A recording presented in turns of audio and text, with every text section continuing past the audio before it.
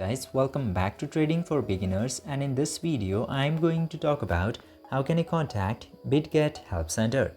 So without any further ado, let's dive right into this exciting video.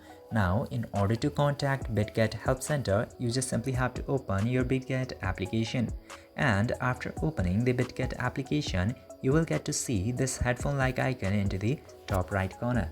Just simply tap into headphone, and after tapping in there, you will get this option of online customer service. Tap into online customer service, and after tapping into online customer service or the support section, you will get to see this board right here. Now you can easily send a chat in order to get help, and from this section you can easily do all the process.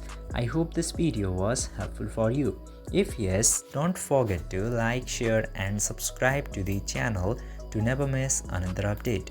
Thank you for watching this video.